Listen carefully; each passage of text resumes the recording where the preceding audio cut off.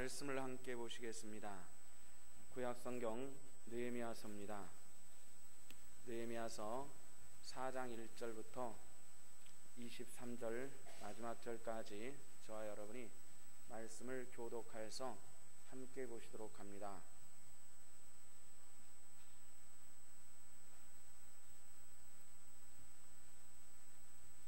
산발랏이 우리가 성을 건축한다함을 듣고 크게 분노하여 유다 사람들을 비웃으며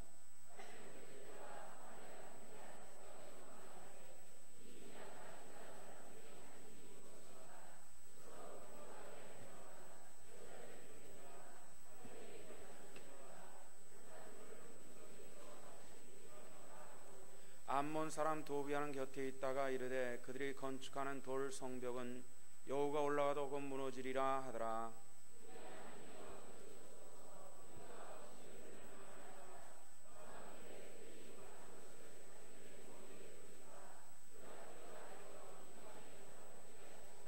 주 앞에서 그들의 악을 덮어두지 마시며 그들의 죄를 도말하지 마옵소서. 그들이 건축하는 자 앞에서 주를 노하시게 하였습니다 하고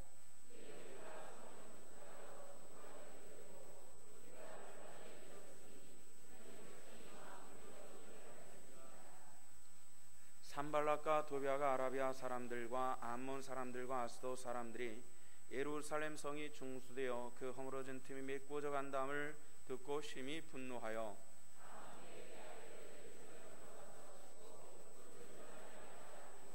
우리가 우리 하나님께 기도하고 그들로 말미암아 파수꾼을 두어 주야로 방비하는데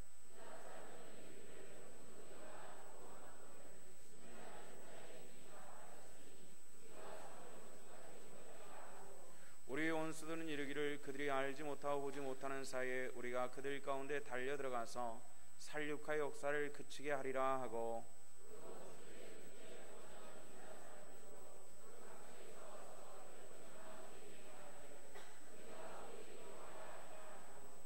내가 성벽 뒤에 낮고 넓은 곳에 백성이 그들의 종족을 따라 칼과 창과 활을 가지고 서 있게 하고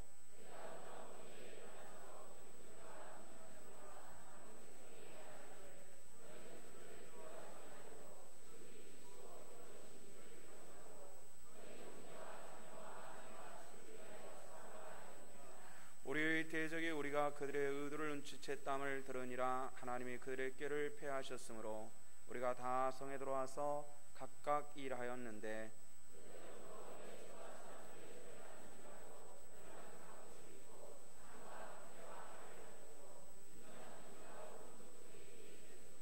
성을 건축하는 자와 짐을 나르는 자는 다 각각 한 손으로 일을 하며 한 손에는 병기를 잡았는데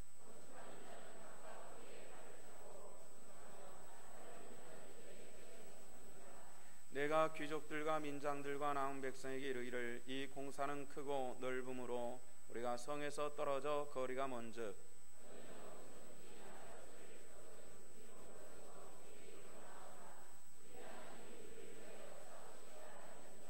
우리가 이같이 공사하는데 무리의 절반은 동틀 때부터 별이 나기까지 창을 잡았으며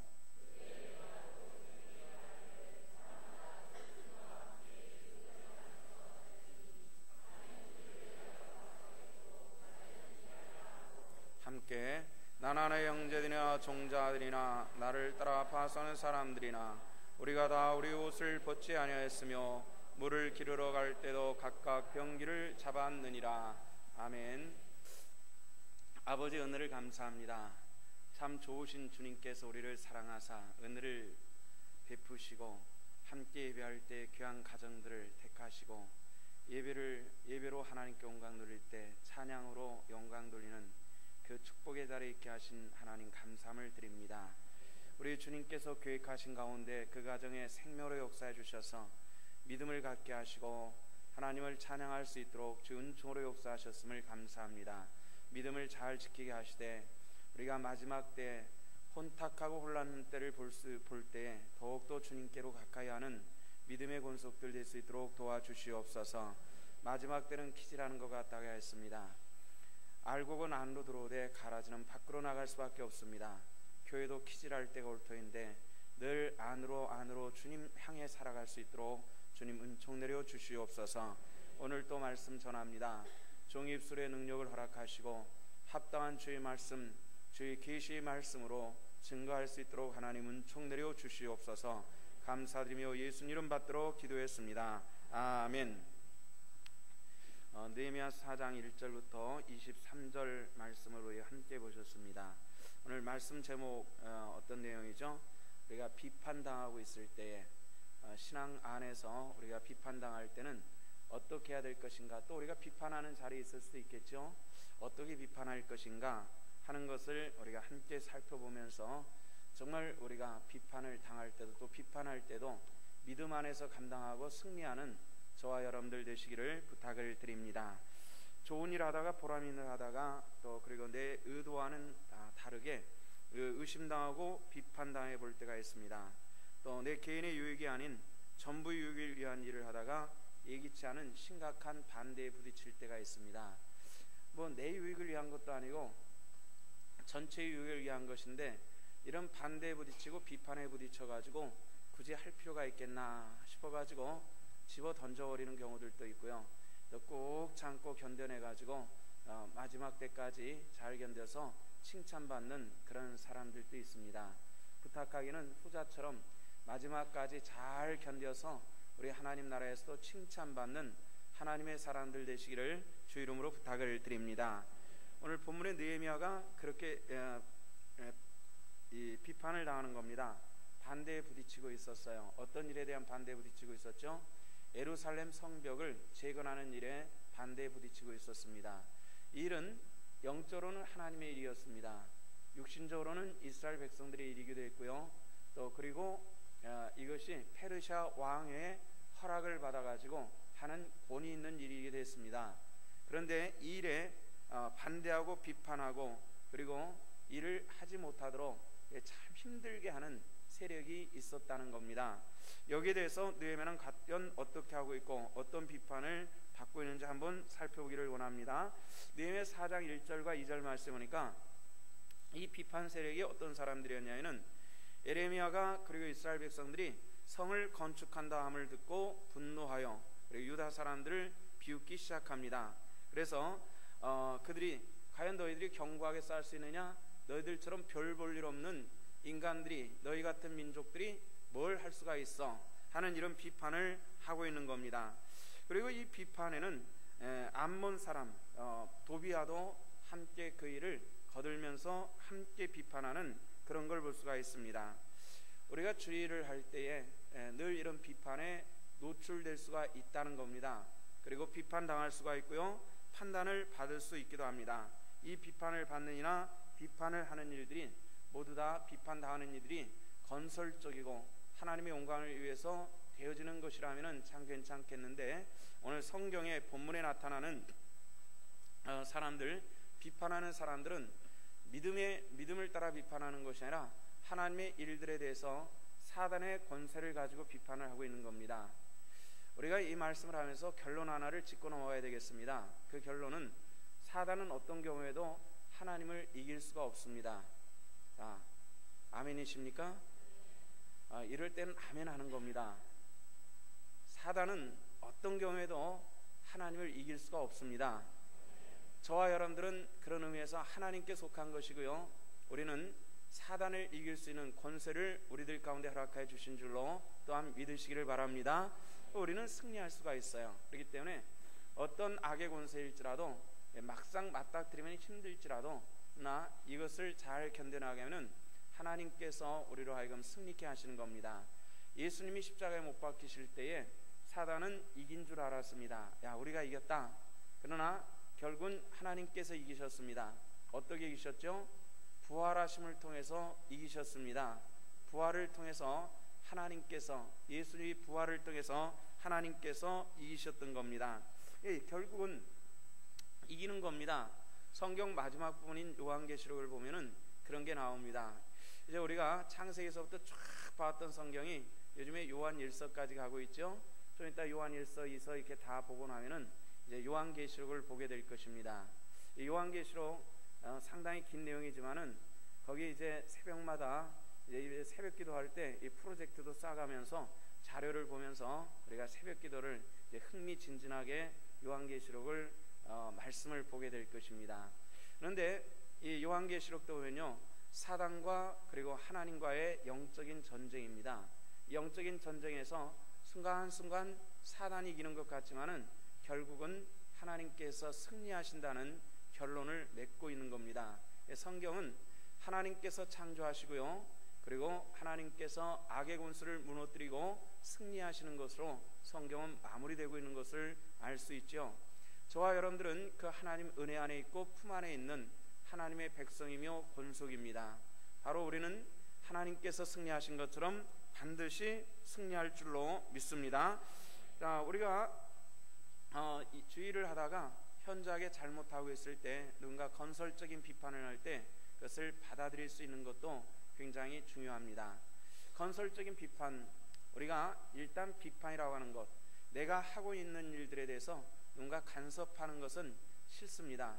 저도 싫고요, 여러분들 다 싫으리라고 생각합니다. 그러나 이 건설적인 비판을 수용할 수 있는 것도 성도의 자리인다는 것을 기억하시고, 건설적인 비판이 있을 때 감사함으로, 마음은 조금 섭섭할지라도 감사함으로 받아들일 수 있는 그런 하나님의 사람들 되어야만 합니다. 또 우리가 비판할 때 어떻게 해야 되겠어요? 하나님의 은혜를 따라 비판할 수 있어야만 합니다. 비판보다는 잘못을 지적하고 그리고 영적으로 잘못된 것을 세워나갈 수 있어야만 합니다. 근데 종종 사람들은 난 못해요, 이렇게 얘기하는 사람들이 있습니다. 난 못해요. 왜요? 나는 이런 남들 충고하는 일에 못해요. 당신이 하세요. 이렇게 얘기하는 경우들이 있습니다. 누가 하느냐에 따라서도 효율이 다르기 때문에 요청할 때가 있습니다.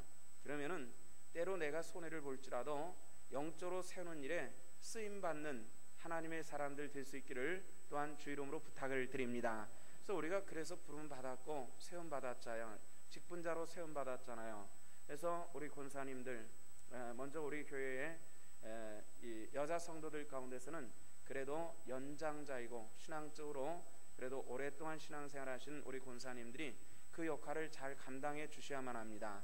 그래서 잘못된 것에 대해서 부드러운 마음으로 또 사랑하는 마음으로 권면하고 세워나가서 교회가 하나님 은혜 안에서 정결하고 단정하게 만들어져 가는 것은 우리 권사님들의 몫이기도 하고 또 장로님들의 몫이기도 합니다. 그래야 위해서 우리가 어떻게 해야 될까요? 우리가 하나님 앞에 세움받은 직분자들이 영적으로 정결해야 되고 입술이 정직해야만 합니다. 간교하지 않아야 된다는 겁니다.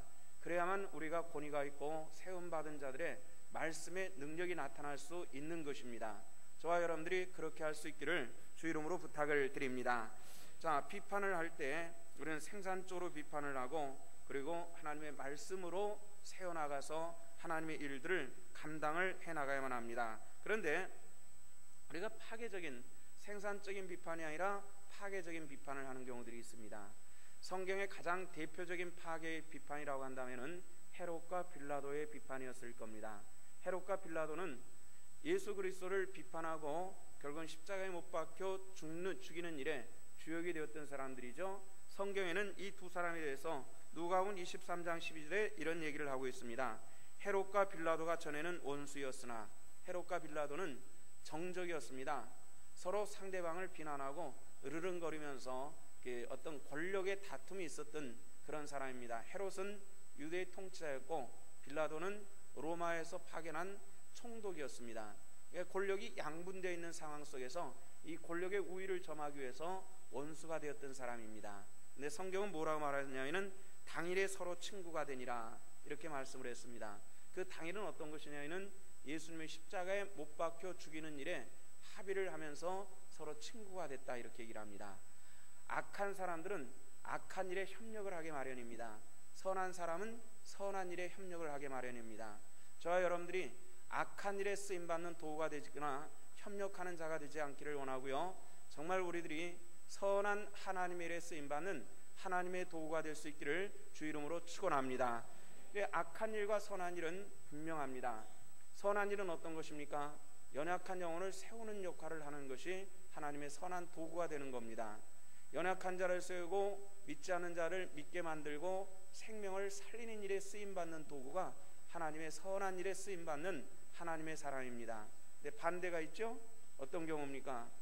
믿음으로 하여금 사람으로 하여금 의심스럽게 만들고 넘어지게 만들고 흔들리게 만들고, 신앙의 공동체가 흔들리게 만드는 역할은 굉장히 악한 자의 역할입니다. 저와 여러분들이 귀한 하나님께 쓰임받기를 원한다면 선한 일에 쓰임받아야만 합니다. 악한 일에 쓰임받아서는 안 됩니다.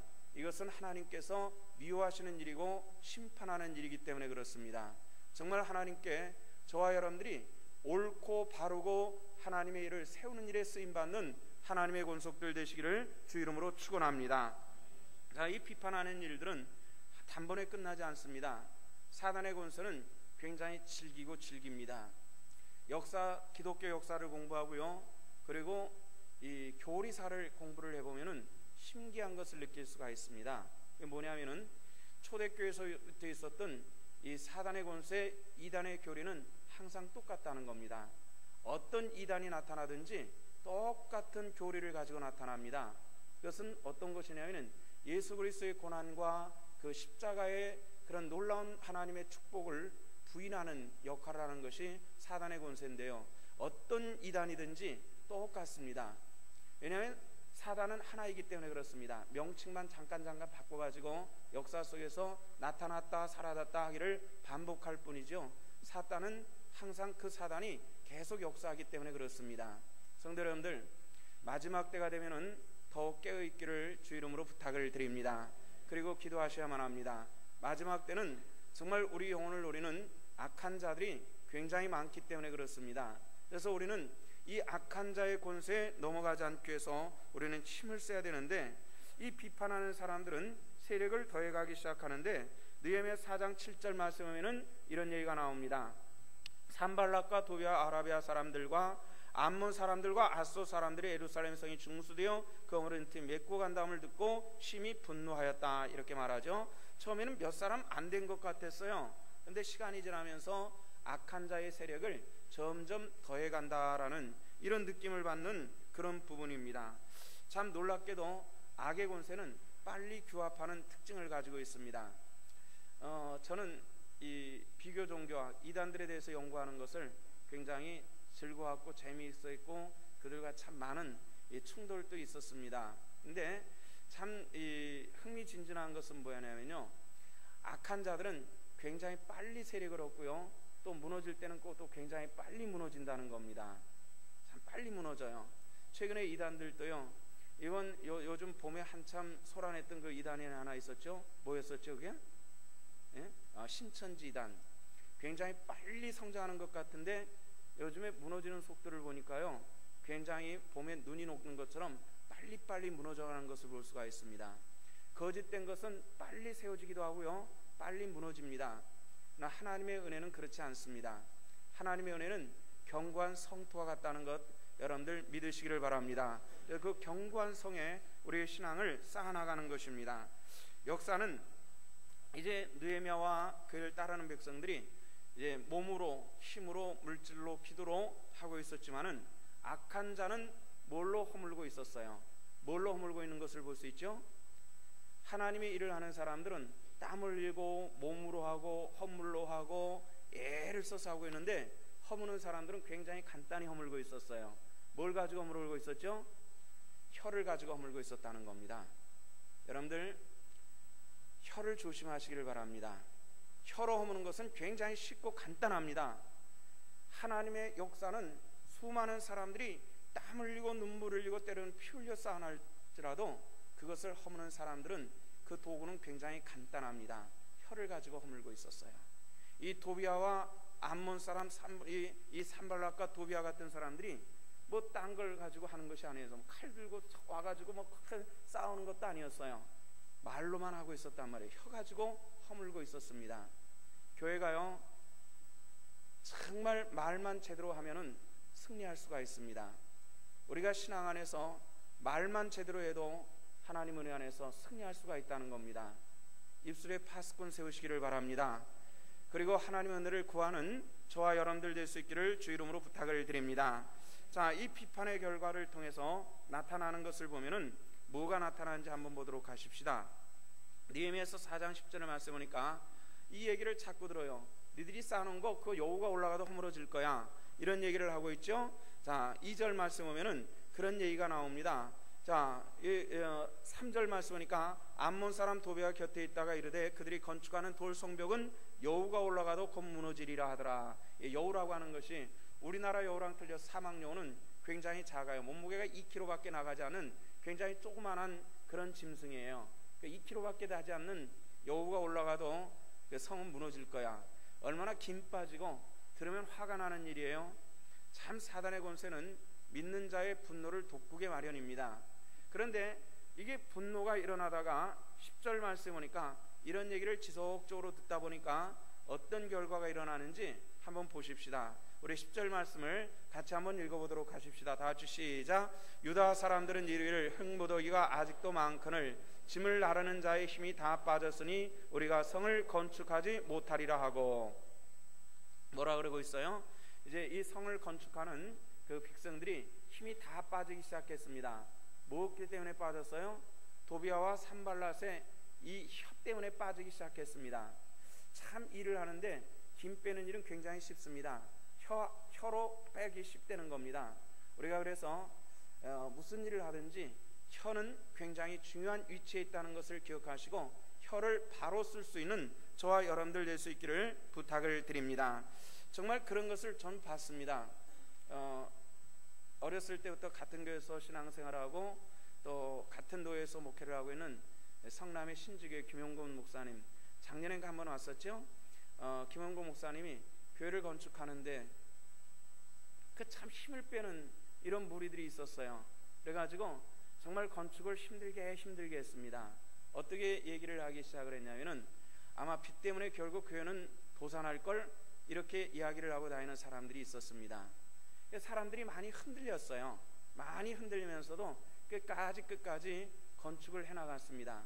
교회는 반석에 탄탄히 세워지는 것처럼, 그리고 부흥도 잘하고 있고 잘 모든 것을 잘 감당해 나가는 것을 볼 때 참 그 사람들이 지금은 후회를 많이 한다라는 그런 소식들을 듣습니다. 성도 여러분들, 하나님의 일들은 하나가 될 수 있기를 주 이름으로 부탁을 드립니다. 목사가 바보겠습니까? 우리 장로님들이 바보겠습니까? 엉뚱한 일을 벌이지는 않을 거예요. 근데 우리가 다 마음이 하나가 되고 입술로 헐지만 한다면은 하나님의 일들은 아름답게 이루어질 줄로 믿습니다. 마귀의 가장 특징적인 작전은 심리작전입니다. 김을 빼버리는 작전입니다. 일하는 사람으로 하여금 아주 힘들게 만들고 아주 맥빠지게 만들고 허탈하게 만드는 이런 역할을 한다는 겁니다. 예수님께서 부활하셨습니다.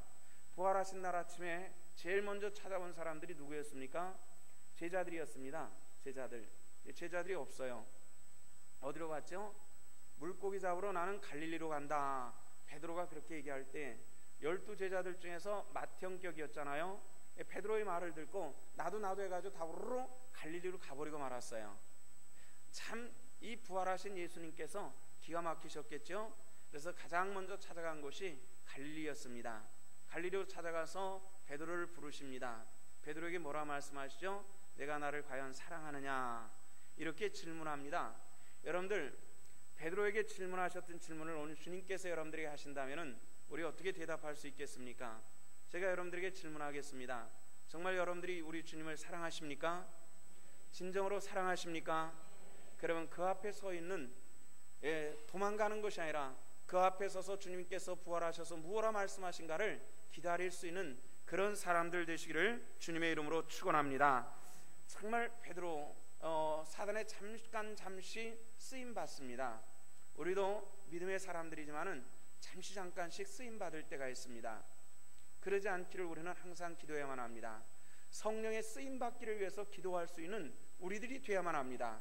이것이 주님께서 우리에게 원하시는 하나님의 뜻이기도 하고 하나님의 소원이시기도 합니다. 정말 사단의 권세에 쓰임 받지 않는 하나님의 권속들 되시기를 주 이름으로 축원합니다.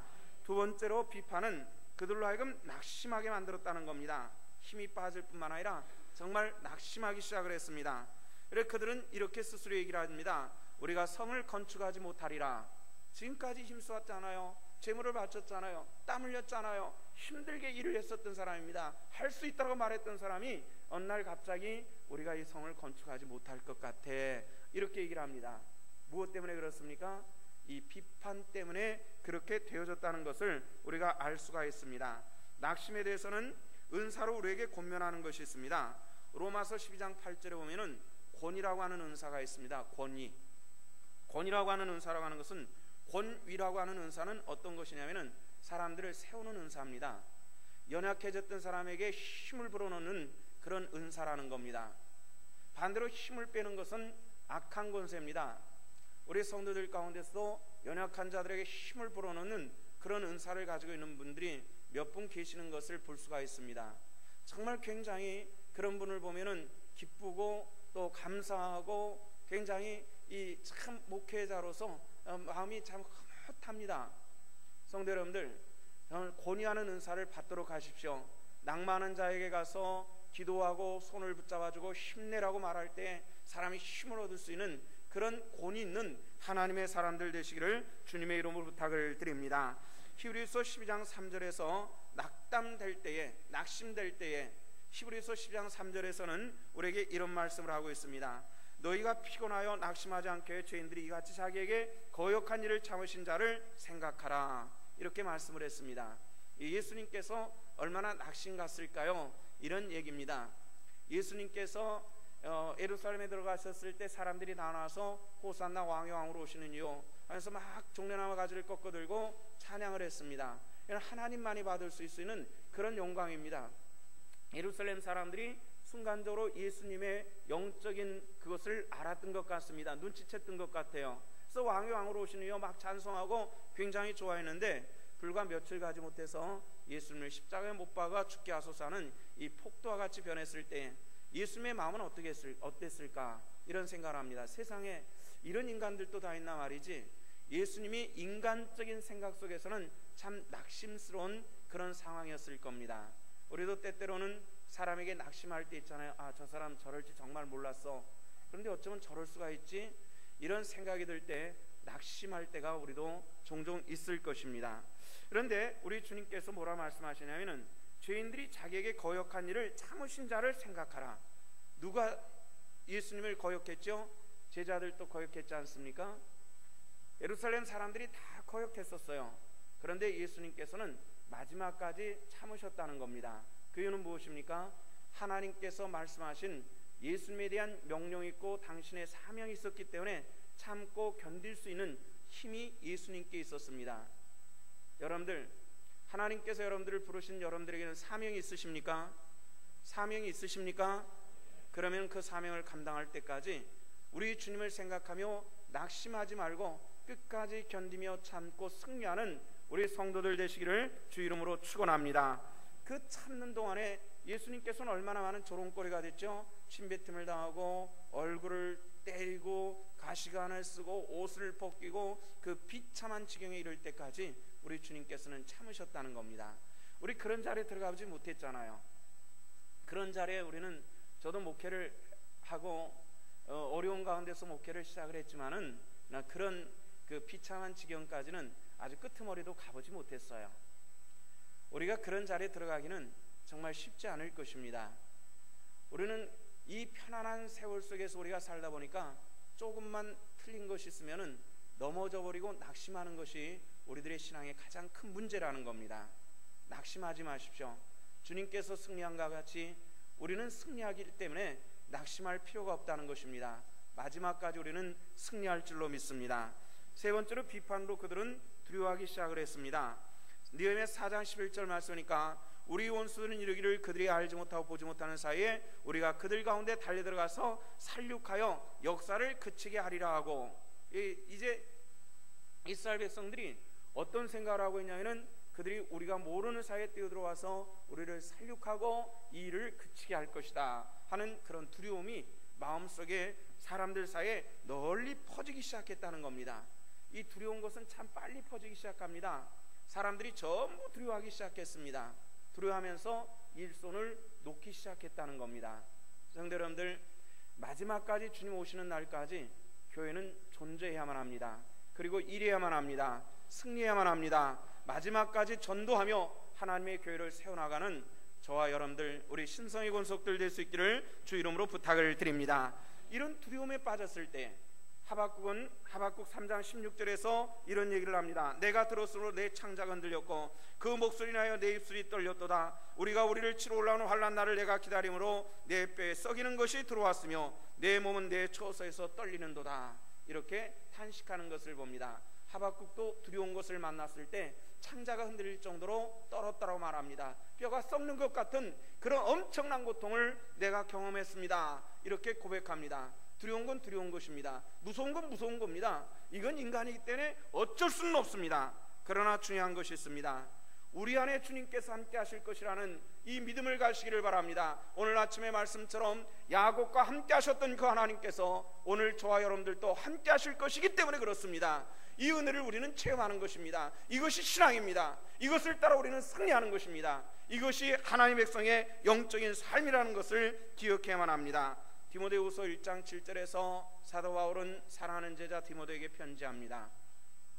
가장 극단적인 어려움이 있는 교회의 목회자였습니다. 디모데는 이 젊은 제자, 젊은 사역자, 어쩌면 두려움에 떨고 있는 그 어린 제자를 향해서 사도 바울은 담대히 편지하는데, 하나님이 우리에게 주신 것은 두려워하는 마음이 아니오 오직 능력과 사랑과 근신하는 마음이니, 이렇게 말씀했습니다. 두려워하지 말라는 것입니다.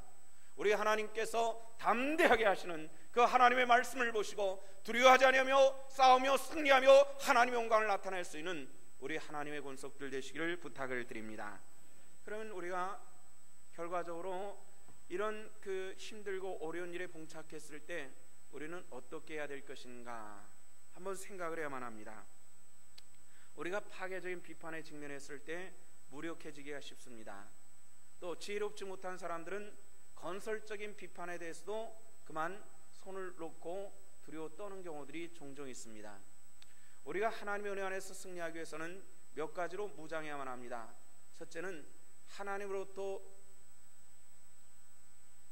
허락되는 하나님의 지혜가 우리 성도들 가운데 함께 하시기를 바랍니다. 그리고 굳건한 믿음 안에 뿌리를 받고 우리가 담대히 승리할 수 있어야만 합니다. 그렇게 하기 위해서 느헤미야는 어떻게 했는가 하는 것을 볼 수가 있죠. 느헤미야 4장 4절에 보면은 이런 말씀이 나옵니다. 자, 4절 말씀을 다 같이 한번 읽어보십시다. 다 같이 시작. 우리 하나님이여 들으시옵소서. 우리가 욕심여기를 당하나이다. 원하건대 그들이 욕하는 것을 자기들의 머리에 돌리사 노략거리가 되어 이방에 사로잡히게 하시고. 아멘. 느헤미야는 지금 뭘 하고 있어요? 기도하고 있다는 겁니다. 우리 한번 따라합시다. 가장 힘들 때 기도하자. 느헤미야는 이 비판하는 사람들의 비판 소리와 그리고 자기를 따르는 사람들의 그 맥빠진 이 상황 속에서 담대히 하나님 앞에 나와서 하나님 이걸 보세요. 하나님 이걸 보세요. 하나님께 이 문제를 내어놓고 있다는 겁니다. 느헤미야의 위대성은 바로 거기 있었습니다. 자기가 총독에서 이 술 맡은 간원에서 이스라엘의 총독으로 올 때부터 뭘 하고 있었죠? 4개월이나 되는 긴 시간을 가지고 하나님께 기도하고 응답받는 사람이었다는 겁니다. 느헤미야는 재미 붙인 것이 하나 있었습니다. 뭐에 재미 붙였을까요? 기도에 재미를 붙였습니다. 왜 재미를 붙였을까요? 하나님께서 응답하신 것을 체험했기 때문에 그렇습니다. 여러분들 기도하는 것들이 여러분들에게 체험될 수 있기를 주 이름으로 부탁을 드립니다. 축원합니다. 그러면 이렇게 재밌을 거예요, 그죠? 그래서 또 기도하고 이런 문제가 딱 생겼을 때 사람들은 우왕좌왕했는데 느헤미야는 딱 무릎을 꿇고 하나님 보시옵소서. 이렇게 하나님께 기도하고 있는 겁니다. 이것이 믿는 자의 영적인 모습입니다. 그리고 느헤미야 4장 5절에서는 주여 저들의 악을 덮어두지 마세요. 해치세요. 무너뜨리세요. 이렇게 하나님께 기도하고 있는 그런 말씀을 봅니다. 바울은 느헤미야나 또는 이 신약성경에 나오는 바울은 이 기도의 비밀을 잘 알고 있었습니다. 그래서 빌립보교에 편지할 때 이런 얘기를 합니다. 여러분들 염려되는 것이 있습니까? 그러나 아무 염려하지 마시고 오직 모든 일에 기도와 간구로 여러분들이 구할 것을 하나님께 아뢰십시오. 이렇게 권면하고 있는 것입니다. 저와 여러분들이 그렇게 하십시다. 모든 염려와 걱정이 있거든 염려와 걱정을 벗어버리고 우리 기도에 응답하신 하나님께 믿음으로 간구하고 응답받고 축복받는 저와 여러분들 될 수 있기를 주 이름으로 부탁을 드립니다. 세상에서 가장 기도의 응답을 많이 받았다고 하는 조지 물러 목사님, 여러분들 잘 아시죠? 영국 목사님이셨습니다. 이런 그림 보셨죠? 빵 하나를 두고서 노인네가, 하얀 수염에 덥수룩한 노인네가 손을 모으고 간절히 기도하는 그런 그림을 보신 적이 있었을 겁니다. 바로 그분이 조지 물러 목사님의 초상화입니다. 조지 물러 목사님이 가장 기도의 응답을 많이 받았다고 하는데, 이분이 이런 얘기를 했습니다. 무릎으로 인생의 싸움을 배우지 못한 사람은 기독교 신앙의 ABC도 알지 못하는 사람이다, 이렇게 이야기를 했다는 겁니다. 무릎으로 인생을 배우지 못한 사람은 기독교 신앙의 ABC도 알지 못하는 사람, 이건 뭘 얘기하는 거죠? 기도로 인생을 배우라는 얘기입니다. 그리고 승리하라는 얘기입니다. 그것은 우리 신성의 권속들에게도 해당되는 말씀인 줄로 저는 믿습니다. 그래서 우리가 인생을 보고 하나님을 배우는 겁니다. 두 번째는, 느헤미야는 이런 상황 속에서 최선을 다했습니다. 느헤미야는 기도만 하고 게으르지 않았습니다. 기도하고 그리고 자기가 기도한 방향을 향해서 최선을 다했습니다. 느헤미야서 4장 9절로부터 보면은 느헤미야가 어떤 일을 했는가 하는 것을 알 수가 있는데, 먼저 기도하고 파수꾼을 두었습니다. 파수꾼을, 성벽에다 파수꾼을 두어서 저들이 침입하지 못하도록 방비를 합니다. 느헤미야 4장 13절에 보니까 성뒤 넓고 넓은 곳의 백성으로 그 종족을 따라 칼과 창을 가지고 그것을 집중적으로 경비하도록 그렇게 만들었습니다. 16절에 보니까 정자의 절반은 건축에 힘쓰고 절반은 방비하는 일에 힘쓰면서 이 위급한 상황 속에서 일을 중단하지 않고 계속해 나갔다는 것을 성경은 우리들에게 보여주고 있습니다. 여러분들, 기도하는 것도, 기도하지 않는 것도 나쁜 것이지만은 기도하고 그리고 행동하지 않는 것도 매우 나쁜 것입니다. 무디 목사님 잘 알죠? 이 무디가 한 번은 배를 타고 대서양을 건너는데, 옛날에는 목조배였잖아요. 나무로 만든 배들이었잖아요. 그런데 이 나무로 만든 배가 한쪽에서 불이 난 겁니다. 불이 나는데 이 선실에서 잠을 자고 있던 이 무디에게 사람들이 찾아와서 목사님 불났어요. 목사님 어떻게 좀 해주세요, 뭐 이렇게 했어요. 이 권세가 많은 목사님이라고 하니까 사람들이 찾아가지고 불이 났다고 막 호들갑을 떠면서 뭘 좀 해달라고 그랬어요. 무디가 어떻게 했을까요? 자, 제가 퀴즈를 냅니다. 이런 질문을 받았을 때 무디는 어떻게 했을까요? 예? 자신 있게 크게 얘기해 보게. 물러 꺼라. 네, 이영란 권사님은 어떻게 하실 것 같아요? 그 상황이라면? 연세 드신 분이 소녀처럼 웃으시니까 제가 좀 김정옥 집사님은 어떻게 하실 것 같아요? 기도할 것 같아요? 그다 타 죽어버리면 어떻게 해요?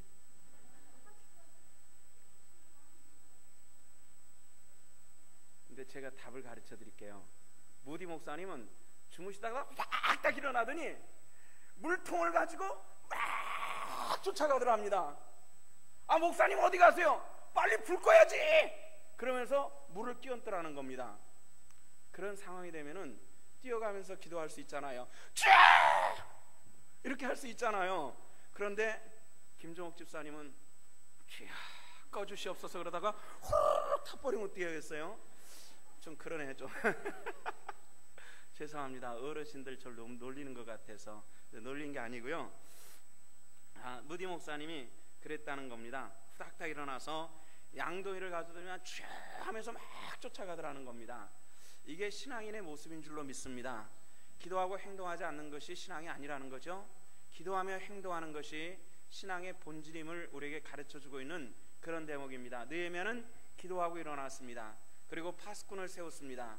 그 백성의 절반의 파수꾼을 세우시고 절반으로 일을 해나가는 그런 모습입니다. 이것은 우리 영적인 지혜에 속한 것이고 성도의 본분의 모습이라는 겁니다. 기도할 때는 기도하십시다. 일할 때는 일하도록 하십시다. 그렇게 함을 통해서 하나님의 역사를 이루는 저와 여러분들 될 수 있기를 주 이름으로 부탁을 드립니다. 그 다음에 느헤미야는 크고 두려운 하나님의 나라를 하나님을 바라보고 있다는 겁니다. 14절 말씀 보니까 내가 돌아본 후에 일어나서 귀족들과 민장들과 남은 백성들의 말하기를 너희는 그들을 두려워하지 말고 지극히 크시고 두려우신 주를 기억하고 너희 형제와 자녀와 아내의 집을 위하여 싸우라 이렇게 말합니다. 자, 저들을 두려워하지 말라. 더 두려운 이가 있다. 그거 두려우신 하나님을 두려워해라 이렇게 말씀하는 겁니다. 하나님께서 저와 여러분들과 함께 하심을 믿도록 하십시다. 그리고 그 하나님의 권능을, 그 두려운 능력과 권능에 사로잡힐 수 있는 저와 여러분들 되시기를 주 이름으로 부탁을 드립니다. 하나님을 보지 못하는 사람들은 스스로 자기를 비하할 수가 있습니다. 성경에 보면은 이스라엘 백성들이 출애굽해 가지고 가데스 바네아에서 12정탐꾼을 40일 동안 가나안을 정탐하고 나서 돌아와서 보고하는 것이 있었었죠. 그 보고하는 것들 가운데서 10사람의 정탐꾼들이 뭐라 그랬어요? 저들은 우리보다 장대하고 군대도 있고 무기도 잘 갖춰져 있어서 우리가 그들과 비교해 보면은 우리가 스스로 보기에도 마치 메뚜기와 같이 미미한 존재다. 우리는 그들과 싸울 수가 없다. 이렇게 얘기를 합니다. 그러나 갈렙과 여호수아라는 두 사람의 정탐꾼은 뭐라 그랬어요? 아니다. 그들은 정말 강대하다. 그러나 하나님께서 우리와 함께 하신다. 자, 가자. 그러면서 뭐라 그랬습니까? 저들은 우리 밥이다 이렇게 말했습니다. 할렐루야. 우리 한번 저 창문 쪽을 향해서 한번 소리 질러 봅시다. 세상을 악한 권세를 향해서 손가락질. 너희는 우리의 밥이다. 이게 좀 멋쩍네요. 이상하게. 저 창문을 했지만은 악한 권세가 있을 때 괜히 우리가 감정 상한데서 너는 내 밥이야 이렇게 하는 것이 아니라 기도하는 마음으로 앞에서는 싱글싱글 웃으면서 네가 아무리 그래도 너는 내 밥이다. 누가 가르쳐준 거예요? 하나님께서 우리에게 가르쳐주신 말씀입니다. 이 말은 그렇다고 해서 어디 가든지 막 그냥 뭐 좀 관계가 좀 악화되고 좀 찌그덕고 하다면은 너는 우리 밥이야 뭐 이렇게 해가지고 더 심각하게 만들지 말라는 얘기입니다. 어떤 아내가 핍박하는 남편에 갖다가 당신은 내 밥이야 그래가지고 더우도 터졌다는 얘기도 들은 적이 있어요. 그럴 필요 없고요. 그럼 매우 미련한 그럴 때는 앞에서 아유 그러지요 뭐는 딱 기도할 때 당신은 내 밥이야. 그렇다고 해서 남편을 밥이라 할 때 무슨 교회가 있다 이 소리를 하냐? 영적인 얘기입니다. 영의 사람은 영의 소리를 들을 줄로 믿습니다. 오늘 또 이거 육신로 듣는 사람은 오늘 이상한 생각할지 몰라요.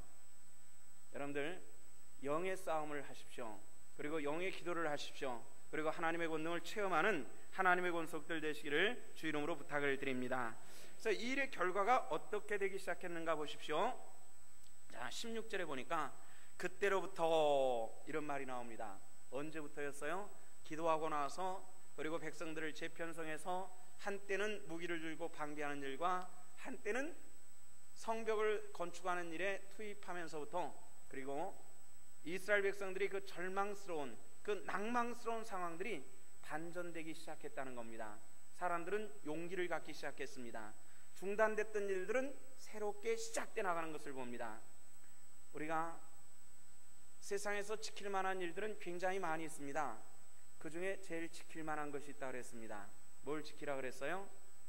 무릇 내 마음을 지키라 말씀했습니다. 믿습니까? 자, 우리 따라합시다. 무릇 지킬 만한 것보다 내 마음을 지키자. 내 마음을 지키도록 하십시오. 내 속에 있는 믿음을 지키도록 하십시오. 그리고 주님께서 함께 하시기를 기다리십시오. 담대하고 승리할 수 있는 하나님의 사람들 될 수 있기를 주 이름으로 부탁을 드립니다.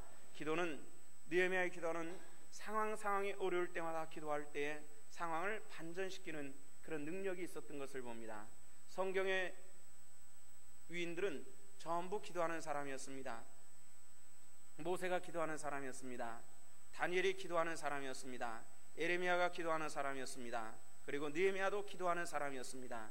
기도하는 사람들 가운데는 이 기도는 하나님과 내가 만나는 은혜의 통로이기도 하고 능력의 통로이기도 하기 때문에 그렇습니다. 성도 여러분들, 우리 주님을 만나시기를 바랍니다.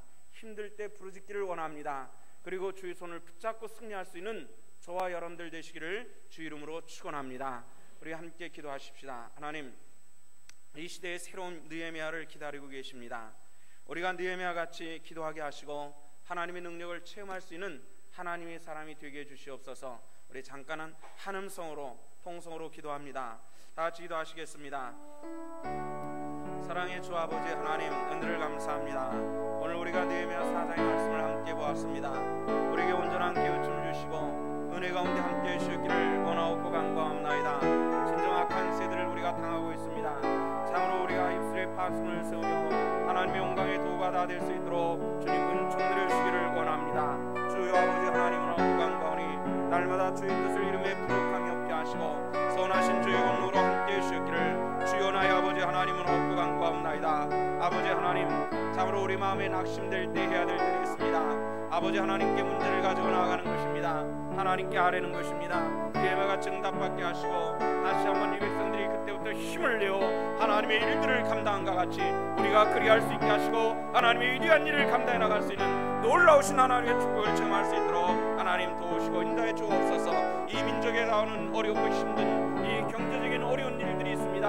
아버지 이기게 하여 주시옵시고 이 때를 잘 견뎌나갈 수 있는 민족이 되게 하시고 통치하는 대통령이 될 수 있도록 하나님의 주님으로 인도하여 주시옵소서. 오직 하나님께 아뢰옵니다. 의뢰합니다. 의탁합니다. 영광을 받아 주시옵소서.